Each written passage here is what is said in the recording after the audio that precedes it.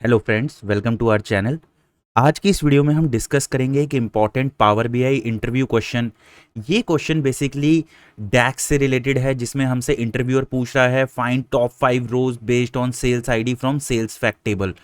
And उसी से रिलेटेड एक और क्वेश्चन है कि rather than showing all the columns of sales fact table, we need to show 3 columns from sales table in the output which are sales ID, date ID and sales amount. So हमारे को सबसे पहले top 5 rows निकालनी है और sales fact table से 3 columns में output को दिखाना है।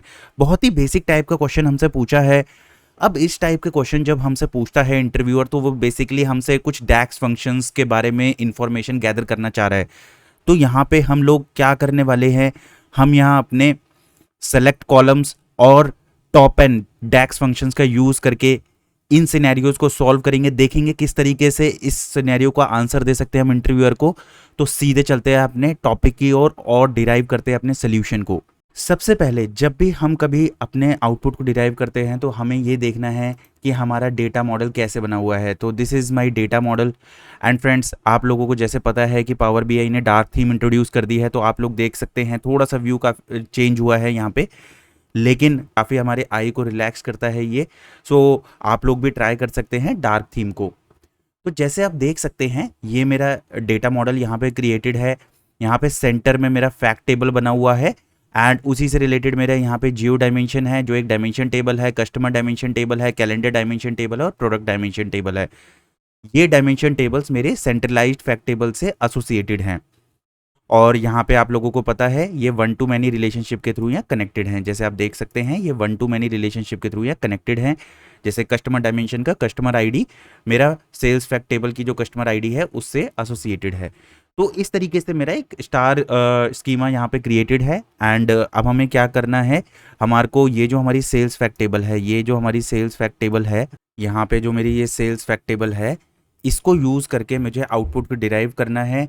यहाँ से मुझे क्या करना है, एक तो आउटपुट में sales ID, date ID and sales amount, इन 3 कॉलम्स को लेना है आउटपुट में और टॉप 5 रोज निकालनी है। This is our requirement. तो अब सीधे चलते हैं और अपने सोल्यूशन को डिराइव करते हैं। तो हम दोबारा से डेक्स क्वेरी व्यू में आ जाएंगे। और डेक्स क्वेरी व्यू फ्रेंड्स एक बहुत ही, मैं कहूँगा, यूज़र फ्रेंडली एक एनवायरनमेंट हमें प्रोवाइड करता है, जिससे कि हम इजीली अपनी डेक्स क्वेरीज को लिख सकते हैं। तो हम भी अपने आउटपुट के लिए यहाँ डेक्स क्वेरी व्यू का ही यूज़ करेंगे। आप लोग भी अब धीरे धीरे डेक्स क्वेरी व्यू को यूज़ करना सीखिए, धीरे धीरे ट्राई कीजिए, जिससे आपको जब हैबिट होगी तो आप इजीली यहाँ पे अपनी डेक्स क्वेरीज को लिख सकते हैं। और जब आप डेक्स क्वेरीज को लिख के, लेट सपोज आपने मेजर्स डिज़ाइन किया है, तो आप डायरेक्टली, अगर आप श्योर हैं, तो उसको directly update model with changes यहाँ से करके अपने मॉडल में भी उन मेजर्स को ऐड कर सकते हैं। बहुत ही, मैं कहूँगा, यूज़र फ्रेंडली हमारे को एक इंटरफेस मिलता है पावर बीआई या माइक्रोसॉफ्ट की तरफ से यहाँ पे अपनी डेक्स क्वेरीज को लिखने के लिए। तो अब हम क्या करेंगे, हम अपने आउटपुट को यहाँ डिराइव करेंगे। और आउटपुट को आप लोगों को पता है, जब हम डेक्स क्वेरी व्यू में हैं तो हम इवेल्युएट की हेल्प लेते हैं to return the output from table और टेबल एक्सप्रेशन। जिस तरीके से सीक्वल में हमारे पास सेलेक्ट होता है, इसी तरीके से इवेल्युएट की हेल्प से हम टेबल और टेबल एक्सप्रेशन के आउटपुट को लिखते हैं, शो कर पाते हैं, ये डिस्प्ले कर पाते हैं। सो सबसे पहले मैं क्या करूँगा, इवेल्युएट लिख के नेक्स्ट रो में आ जाएंगे। यहाँ पे हमें क्या करना है, अब टॉप एन लिखना है, क्योंकि टॉप एन टेबल के फॉर्म में आउटपुट देगा। तो सबसे पहले एन अंडरस्कोर वैल्यू।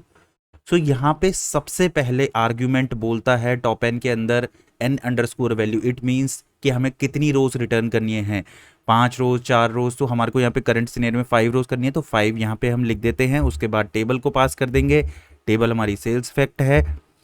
अब आते हैं ऑर्डर बाय एक्सप्रेशन, किस कॉलम के बेस पे आपको ऑर्डर बाय लगाना है। तो जैसे हमारे के सिनेरियो में गिवन है बेस्ड ऑन सेल्स आईडी।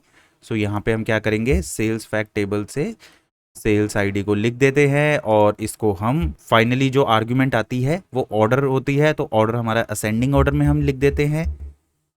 तो ये हमारी कंप्लीट टॉप एन के अंदर जो रिक्वायर्ड आर्ग्यूमेंट्स थी वो हमने यहाँ लिख दी हैं।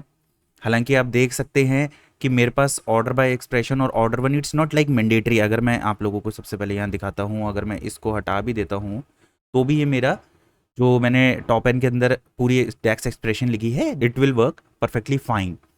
एंड यहाँ पे आप देख भी सकते हैं, बहुत इंपॉर्टेंट है friends, top N returns a given number of top rows according to a specified expression. यानी it returns a given number of top rows, यानी टॉप में से रोज को रिटर्न कर देता है on the basis of specified expression. जो भी आपने एक्सप्रेशन लिखी है उसकी हेल्प से जो हमारी टॉप 3, टॉप 4, टॉप 5, टॉप 7 जो भी आप निकालना चाहते हो उतने रोज को हम आपको रिटर्न कर देगा।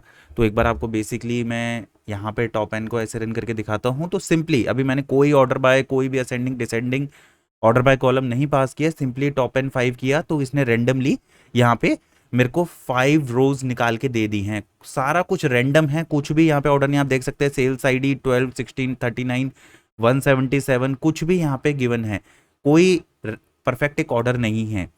अगर मुझे ऑर्डर यहाँ पे चाहिए स्पेसिफिकली तो मेरे को ऑर्डर बाय एक्सप्रेशन पास करना होगा, जो मैं यहाँ पे सेल्स आईडी के बेसिस पे कर रहा हूँ। तो यहाँ पे सेल्स आईडी दे देंगे और ये असेंडिंग दे देंगे। अब अगर इसको रन करते हैं हम तो आप देख सकते हैं 1 2 3 4 5 मेरे पास 5 सेल्स आईडी यहाँ पे आ गई हैं। दिस इज़ वेरी इंपॉर्टेंट, जो समझने वाली यहाँ पे मेरी बात है। अब इजीली हमने क्या किया, फाइंड टॉप 5 रोज, यानी टॉप 5 रोज को निकाल लिया बेस्ड ऑन सेल्स आईडी। आपने देखा from sales fact table easily top and DAX function का यूज करके। तो आप लोग भी, कई बार आपसे इंटरव्यूअर पूछता है, तो आप लोग भी टॉप एन की हेल्प से रोज को फैच कर सकते हैं। आप लोगों में से कई लोगों ने SQL सर्वर पे काम भी किया होगा, वहां पे भी सिलेक्ट टॉप 5, टॉप 6 ऐसे हम करते हैं। सिमिलरली यहाँ पे भी हमने टॉप एन की हेल्प से टॉप 5 रोज को निकाल लिया based on sales fact, based on sales ID.